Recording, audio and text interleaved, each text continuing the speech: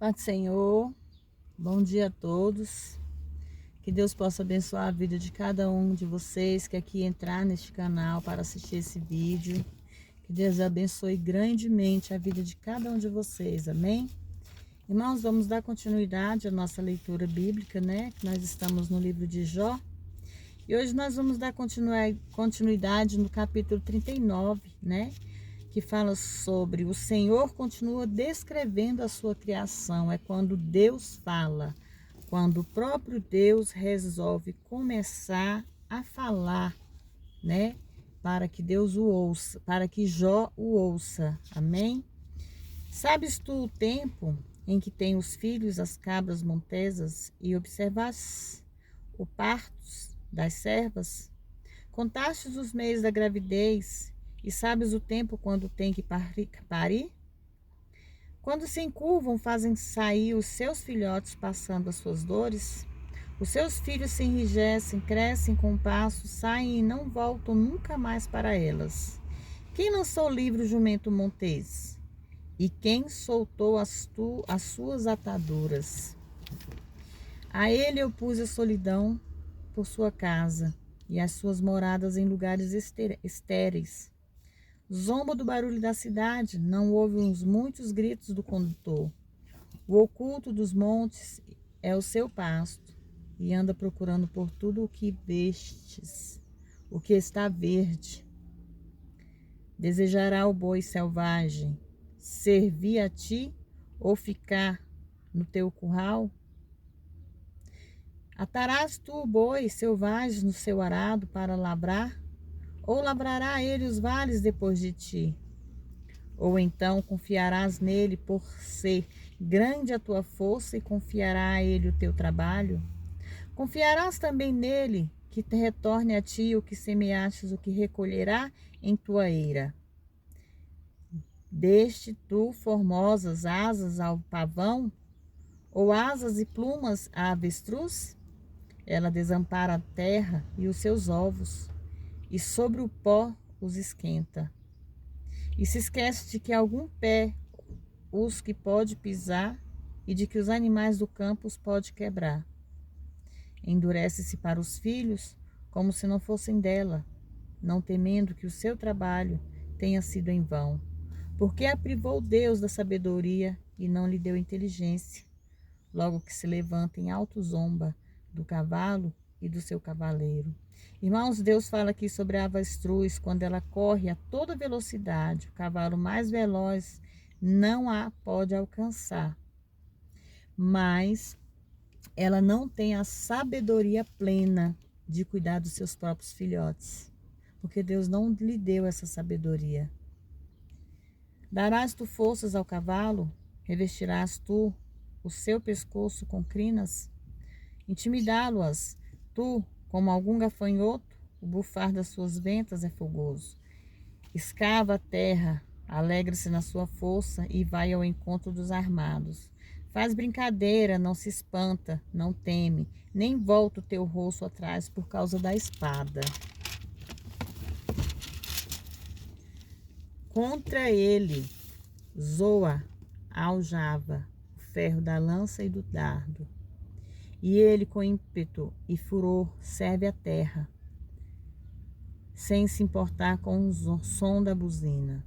Antes, como o que diz entre os cararins, eia, e da longe cheira a batalha, o grito dos capitães e da gritaria. O cavalo é muito forte, mesmo comendo somente erva ou um alimento semelhante. Ou voa o gavião pelo teu entendimento e estende as suas asas para o sul? Ou então remonta-se a águia por teu mandamento e põe no alto o teu ninho? Ela habita e está nas pedras do cume dos penhascos e das rochas. Dali espreita a presa. Os seus olhos observam de muito longe. Os seus filhotes sugam o sangue, e onde houver cadáveres, ali ele está. Capítulo 40. O Senhor responde mais a Jó. Continua a responder a Jó. E Jó em silêncio o ouve.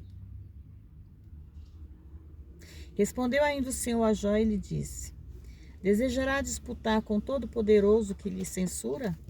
Quem repreende assim Deus, responda por isso. Então respondeu Jó ao Senhor, dizendo: Eis que eu sou vil. O que te responderei? A minha mão ponho sobre a minha boca. Uma vez falei, mas não replicarei, ou ainda 2 vezes não mais voltarei a falar. Irmãos, aqui nesse capítulo nós vemos que Jó, convencido da sua ignorância, da sua impotência e da sua pecaminosidade, pelo menos aprende a lição, a qual nenhum de nós pode entender sem passar por alguma prova, como Jó passou. Como um filho de Adão, ele era uma ruína moral total, e por isso ele abominou a si mesmo, embora tivesse tentado fazer todo o possível para viver retamente. Ele não aprendeu esta lição humildemente. Ele não aprendeu essa lição humilhante enquanto estava confrontando a igreja, quer dizer, os seus 3 amigos. Ele aprendeu diretamente quando entrou na imaculada luz da presença de Deus. Essa luz que lhe mostrou que a sua beleza era realidade e corrupção. Era na realidade corrupção, e na sua justiça como trapos imundície. O Senhor responde a Jó. Então respondeu o Senhor a Jó, de um redemoinho, e disse: Cinge agora como homem os teus lombos, eu te perguntarei e tu me explicarás. Invalidarás tu também o meu julgamento, ou então me condenarás para que te justifiques a ti? Tu tens braços como Deus. Tu tens braços como Deus? Provejarás tu como vós, como ele o faz? Orna-te agora de majestade e de alteza, e veste-se de honra e formosura. Derrama os furores da tua ira e olha para todo soberbo, o abate-o. Olha para todo soberbo e humilha, e quebra os ímpios no seu lugar. Encobre todos no pó, enfaixa o seu rosto na escuridão. E eu também te confessarei que poderás te salvar com a tua mão direita. O problema do homem foi sempre pensar que pode salvar a si mesmo. Há somente uma resposta para o homem, irmãos e irmãs. E a resposta é Jesus Cristo e esse crucificado. Olha para Benote, o qual eu fiz contigo, que a erva come como boi. Eis que a sua força está nos seus lombos e o seu poder nos músculos do seu ventre. A sua cauda move como um cedro e os nervos das suas coxas estão entredecidos. Os seus ossos são fortes como um tubo de bronze, os seus membros como barras de ferro. Ele é a obra-prima do caminho de Deus. Quem o fez o proveu da sua espada. Certamente os montes produzem a erva para ele. Todos os animais do campo folgam lá. Deita-se debaixo da sombra das árvores, do oculto das canas e dos lugares úmidos. As árvores sombrias o cobrem com a sua sombra, os salgueiros do arroio o cercam. Eis que ele tornará ao rio sem alterar-se e confia mesmo que o Jordão transborde até a sua boca. Alguém à vista de seus olhos poderia caçá-lo como armadilhas ou perfurar o seu nariz? Outra vez, porque o Senhor comentou essas coisas que parecem não ter relação alguma com a situação de Jó. A ideia é que essa grande disputa com Jó, sendo posto no centro entre Deus e Satanás, desenrola-se diante do mundo espiritual, entre outras coisas. O Senhor deseja mostrar o fracasso do homem, até mesmo de Satanás e dos anjos caídos que disputam contra ele. Não poderão ter êxito nessa disputa. Aqui Deus está falando, né, irmãos, que de tudo isso que Deus fez, de tudo que Deus fez por nós e pelo mundo, Satanás não chega nem à metade, nem aos pés do Senhor. Porque o único que pode fazer, o único que pode mudar, o único que pode transformar vidas é Deus. Satanás não tem esse poder. Satanás, ele pode até querer destruir a vida do ser humano. Mas se esse ser humano estiver fielmente na presença de Deus, estiver buscando a Deus constantemente, Satanás não tem esse poder sobre ele.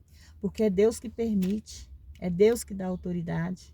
Quando Deus autorizou Satanás a tocar na vida de Jó, autorizou que tocasse em tudo o que Jó tinha, até mesmo em sua saúde. Mas ele não autorizou que Satanás tirasse a vida de Jó. Jó passou por toda aquela humilhação, por todo aquele sofrimento, mas logo após ele vai receber a vitória dele. Assim somos nós, irmãos e irmãs. Nós temos que crer que nossa vitória está guardada nas mãos de Deus e na hora certa ele nos entregará. Nós sabemos que a nossa vitória já está preparada, já está pronta, mas Deus primeiro nos prepara para recebê-la, como Deus preparou a Jó. Assim ele será com cada um de nós, irmãos e irmãs. No capítulo 41 fala sobre o Leviatã. Tirarás tu o Leviatã com um anzol, ou com a corda que tu lançares em sua língua. Poderás tu pôr um anzol de ferro em suas narinas, ou perfurarás os ganchos à sua queixada? Multiplicará porventura ele os rogos para contigo, ou te falará ele brandamente?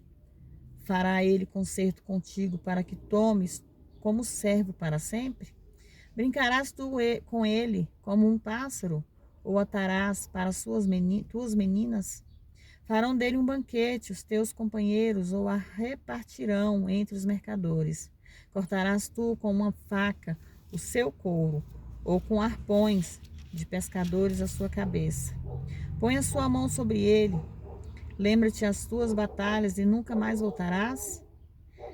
Eis que a esperança a respeito de apanhá-lo será vã, porque somente ao vê-lo o homem será derrubado.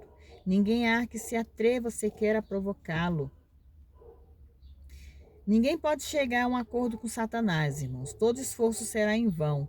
O que tentar negociar com eles será derrubado. Quem, pois, poderá se erguer diante de mim?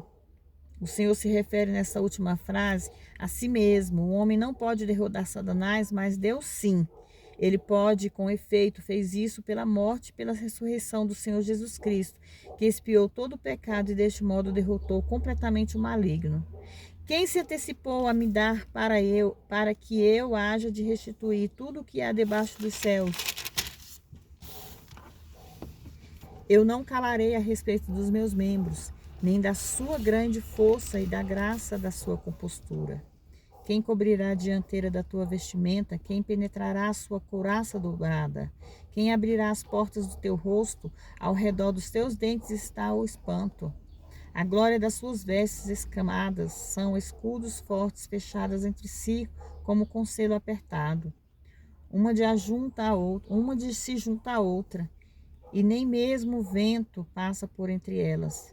Ligadas estão umas às outras, estão travadas entre si, de modo que não te podem separar. Com um dos seus espirros faz acender a luz, os seus olhos são como as pálpebras da alvorada. Da sua boca saem tochas de fogo, centelhas de fogo procedem dela.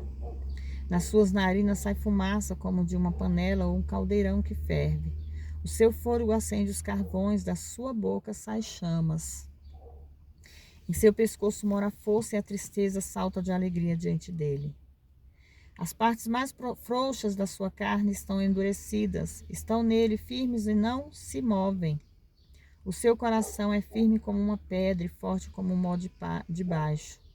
Quando ele se levanta, tem temor os fortes, e por causa do seu desfalecimento purificam-se. Lúcifer era o mais poderoso de todos os anjos que Deus havia criado. Quando alguém alcançar, nem espada, nem lança, nem dardo, nem com coisa alguma penetrará. Nenhuma arma natural seria suficiente contra ele. O ferro, ele o tem por palha, e o aço por madeira podre. A flecha não o faz fugir. As pedras das fundas ali tornam-se folhagem. Toda arma ele tem por palha, e do brandir da lança escarnece.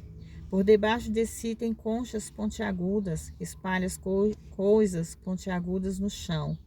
Não se pode, irmão, opor Satanás como as demais criaturas.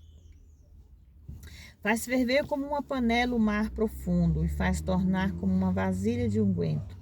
Detrás de si deixa resplandecer o caminho, parece um abismo adornado em brancura de câncer. Mesmo que o caminho seja resplandecente, irmãos, ainda assim é um caminho de engano. Não se há sobre a terra algo que se assemelhe a ele, pois foi feito para não temer nada. Ele contempla todas as coisas elevadas, é rei sobre todos os filhos da soberba. Essa é a diferença de Satanás para nosso Deus. O orgulho é o pecado dominante que persegue molesta a raça humana e molesta a raça humana. É o pecado que serve de fundamento a todo pecado. É o lado bom da árvore do conhecimento do bem e do mal. Por detrás de todo pecado pode se achar uma última instância, o orgulho. É o que Deus não tolera, irmãos. Foi o pecado que causou a queda de Lúcifer, no início mesmo do pecado. O orgulho foi o pecado que causou a queda de Adão e Eva no jardim do Éden. O orgulho e o pecado que Deus odeia mais do que qualquer outro altivos, irmãos. Irmãos, aqui na própria Bíblia nós vemos que o pecado é abominante para Deus. Por isso que nós sempre tocamos na mesma tecla. Não existe pecado pequeno nem pecado grande. Existe o pecado, irmãos.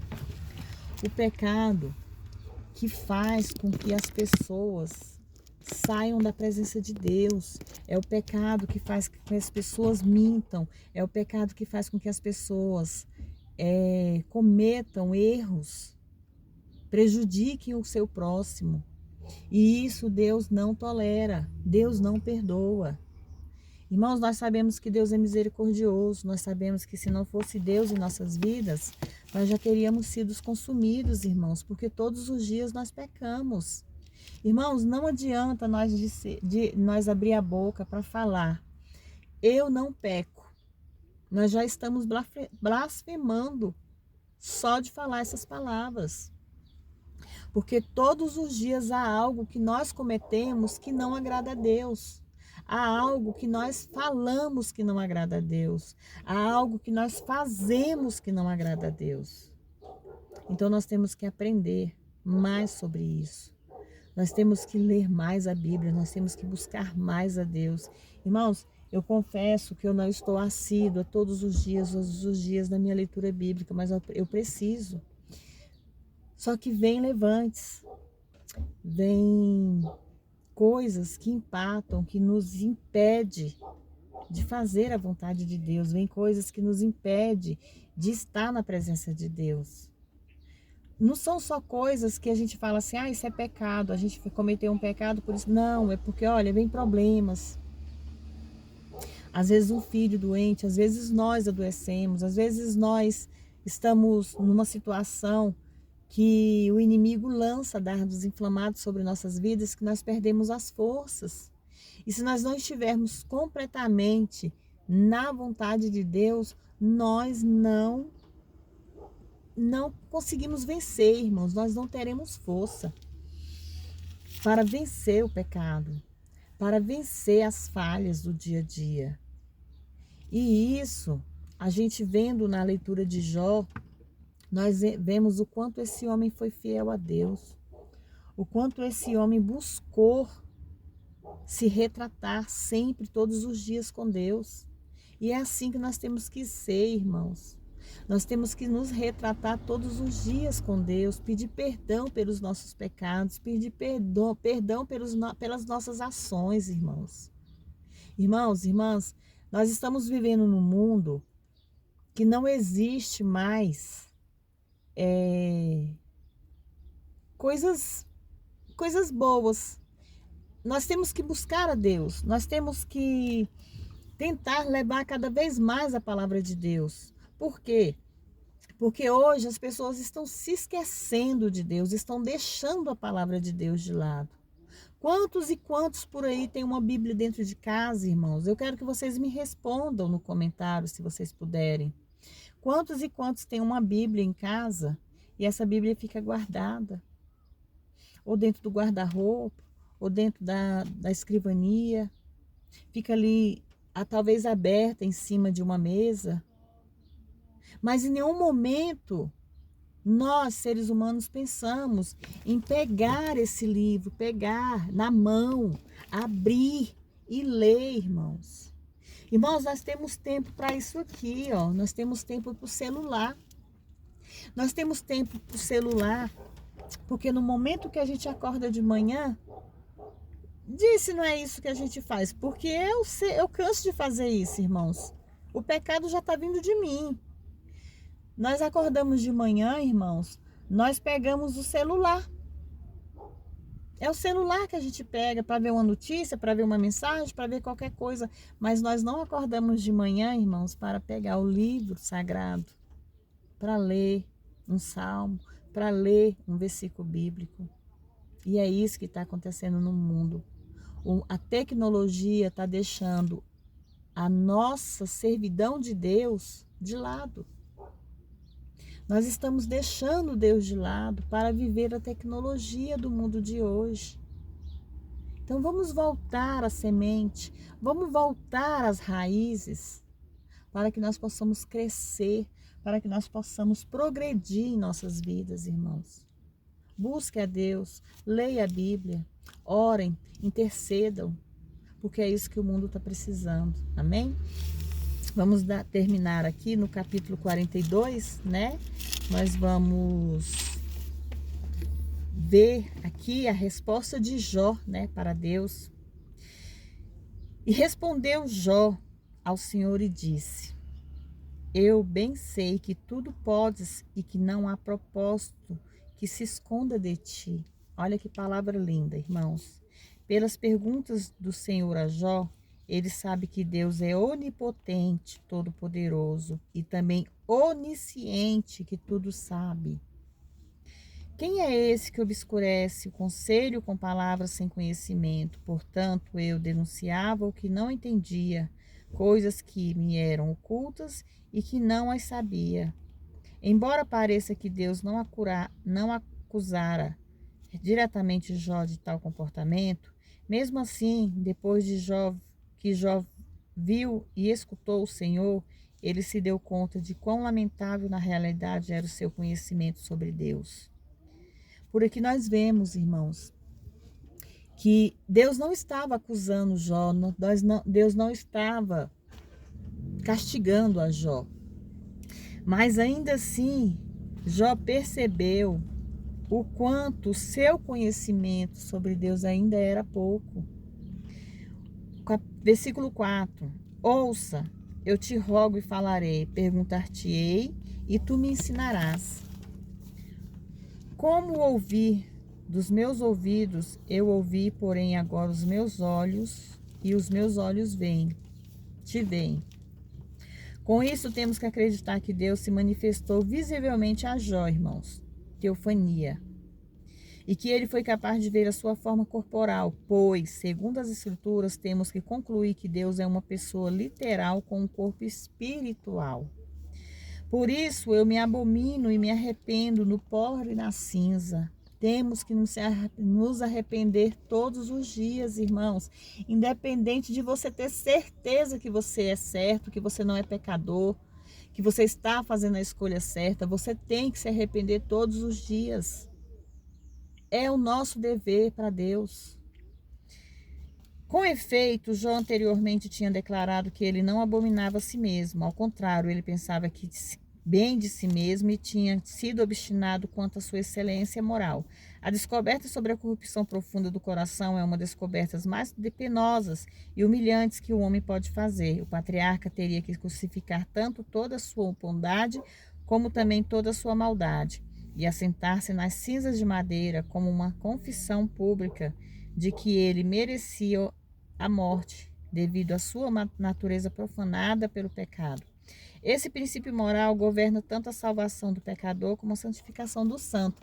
Irmãos, nós vemos aqui que no livro de Jó fala sobre o pecado, né? Nós já nascemos do pecado. Aí eu me pergunto, como assim já nascemos do pecado? Sim, nós já nascemos do pecado. Quando nosso pai e nossa mãe nos concebe, já é um ato pecaminoso que eles estão concluindo. Nós não sabemos se eles foram casados, se eles tinham aliança com Deus, se nossos pais eram católicos, se nossos pais eram cristãos. Não interessa a religião, mas não sabemos se eles tinham uma ligação com Deus. Então nós já temos que pedir perdão para Deus pelo nosso nascimento. Porque nós não sabemos como nós fomos concebidos, irmãos. Assim somos nós quando nós concebemos nossos filhos. Nós já temos a plena noção de como nós concebemos nossos filhos. Então nós temos que ensinar os nossos filhos a pedir perdão pelos nossos pecados, perdão pelos pecados dos dias a dias, irmãos. Pecado existe, irmãos, está aí na nossa frente. Porque Satanás, ele veio para matar, roubar e destruir. E ele veio para lançar pecado sobre o mundo. Então, para que nós não pescamos esses pecados, nós temos que estar na rede de Deus. Nós temos que ser pescados pelo nosso Salvador. Amém? Com o ouvir dos meus ouvidos eu ouvi, porém, agora os meus olhos te veem. Por isso eu me abomino e me arrependo no pó das cinzas. Jó ora pelos seus amigos. Olha só. Jó passou por toda essa humilhação, dos amigos o criticando, dos amigos os condenando, o tratando como ninguém, como pecador, que ele estava pecando, que ele tinha que pedir perdão, porque se Deus estava fazendo tudo aquilo na vida dele, era porque ele era pecador, porque ele tinha feito algo que Deus não concordava, que Deus não achava certo. Mas nós sabemos que Deus que permitiu o sofrimento de Jó, gente. Olhando pelo livro, vendo as palavras escritas aqui, nós vemos que foi Deus que permitiu o sofrimento de Jó. Então Deus sabia que Jó era um homem santo, que Jó era um homem íntegro. Só que os amigos não, os amigos queriam criticar. Mas mesmo depois de tudo isso, Jó ainda orou por eles, para que Deus não os tivesse consumidos. E aconteceu que depois que falou o Senhor essas palavras a Jó, o Senhor disse a Elifaz, a Tenamita: a minha ira se acendeu contra ti e contra os teus 2 companheiros. O Senhor ignora completamente Eliú, porque não falaste de mim, o que era reto, como meu servo Jó. Agora, pois, tomem 7 bezerros e 7 carneiros, e ide até o servo Jó e oferecei holocaustos por vós. E o meu servo Jó orará por vós, porque certamente a ele aceitarei, para não os tratar de acordo com a vossa loucura, porquanto não falaste de mim com retidão, como meu servo Jó. A resposta aos 3 amigos do Jó era o Calvário, assim como o Calvário é a resposta para tudo, irmãos. O número 7 fala da oferta perfeita ao Senhor, Jesus Cristo do Calvário oferecendo a si mesmo. Por isso que muitas vezes, irmãos, nós sabemos que o número 7, vocês sabem que muitos falam, o número 7 é um número amaldiçoado. Não, o número 7 é um número sagrado. Nós temos que saber fazer a vontade de Deus, servir a Deus, e sempre lembrando que o número 7, ele é um número que traz a nós a perfeita oferta de Deus. Quando nós falamos, vou orar o Salmo 91 no período de 7 dias, vou orar o Salmo 23 no período de 23 dias, ou no período de 7, Salmo 23 no período de 7 dias. Irmãos, a gente está fazendo uma concordância com Deus, nós estamos agradando aos olhos de Deus, amém? Foram, pois, Eliafaz, Tenamita, Bildade, Suíta, Zofar, Naamita, e fizeram como o Senhor lhes disse ao Senhor, e o Senhor atendeu a Jó. O Senhor atendeu, irmãos, a intercessão de Jó pelos seus 3 amigos. Deste modo, Jó é um tipo de Cristo, não somente por causa de seus sofrimentos, mas também por causa do seu caráter. Por ele ter sido mediador, além dele ter sofrido, passado por tudo que ele passou, ele ainda foi mediador para que Deus não castigasse aqueles amigos que não sabiam o que falavam. Que Deus perdoasse, a atitude daqueles amigos. E mudou o Senhor o cativeiro de Jó quando orava ele pelos seus amigos. Olha só. Jó teria que se humilhar e orar para Deus, para que ele abençoasse esses 3 príncipes que o tinha maltratado e açoitado. Os 3 príncipes mesmo tiveram que confessar dignos de morte por procurar o perdão e se confessar que eles falaram a respeito de Deus. O perdão viria através do sangue precioso de Cristo, como predito no versículo 8, e da aceitação diante de Deus pela pessoa de Cristo, como aludido no versículo 9. Acrescentou o Senhor em dobro todas as coisas que tinham sido de Jó.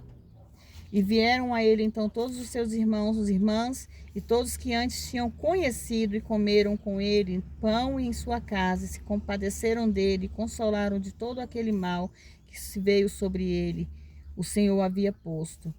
E cada um deles lhe deu uma peça de moeda e uma pendente de ouro. E abençoou o Senhor o último estado de Jó, mais do que o primeiro, porque teve 14.000 ovelhas, 6.000 camelos e 1.000 jumentas, depois 1.000 jumentos. E teve também 7 filhos e 3 filhas, e chamou o nome de primeira Gemina, e o nome da segunda Quesse, o nome da terceira Querencabuque. E não se acharam em todas as terras mulheres mais formosas como as filhas de Jó. E seu pai lhe deu herança entre seus irmãos. E Jó, depois disso, viveu 140 anos, e viu seus filhos e filhas até a 4ª geração. E morreu Jó velho e cheio de dias. Irmãos, aqui nós vemos no capítulo 42, a bênção que Deus lançou sobre a vida de Jó. Toda bondade e formosura que os homens reconhecem em si mesmo e nos outros tem que ser cravada na cruz. Morrer único na cruz, tem que ser cravadas na cruz. Morrer, o único homem que tem que ressuscitar é o homem Jesus Cristo. A verdadeira aversão a si próprio não vem pelo autoexame, mas sim pelo olhar do eu para Jesus. É tanto o consumador como o autor da fé. Jó ficou bem satisfeito consigo mesmo depois que ele viu Deus, e o eu é muito sedutor ao homem, especialmente ao religioso. O ato de examinar-se a si mesmo é uma ocupação interessante, por consequente, é muito difícil aprender a lição de crucificá-lo, pois essa vitória só se encontra e se desfruta quando o eu é ignorado e Cristo adorado. O Senhor substitui o que eu tinha perdido e com muito, muito mais. Conclui-se que esta declaração combinada, declaração sobre o cativeiro, que Jó tinha exatamente 70 anos de idade quando essas calamidades lhe sobrevieram. Se este for o caso, Jó teria vivido até a idade de 210 anos, irmãos. Com efeito, o livro de Jó revela a morte do eu, a vida ressuscitada, a escola de Deus, o vazio do mundo, a feiura da justiça própria e, sobretudo, a plenitude de Cristo. Amém, irmãos? Irmãos, nós vemos aqui a singela confiança que Jó tinha em Deus, né? Jó chegou a ver Deus e essa alegria dele foi pro resto da vida dele. Imagine, irmãos, um ser humano viver 210 anos. Só Deus, né, para fazer essa obra.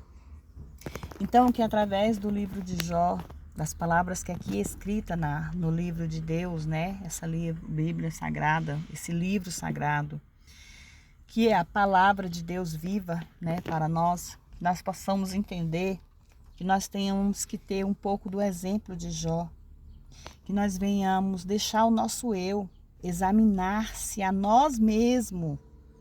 Nós temos que examinar o nosso íntimo, a nossa vida, o nosso dia a dia, o nosso respirar. Nós temos que examinar o nosso eu, irmãos, e adorar apenas a Deus.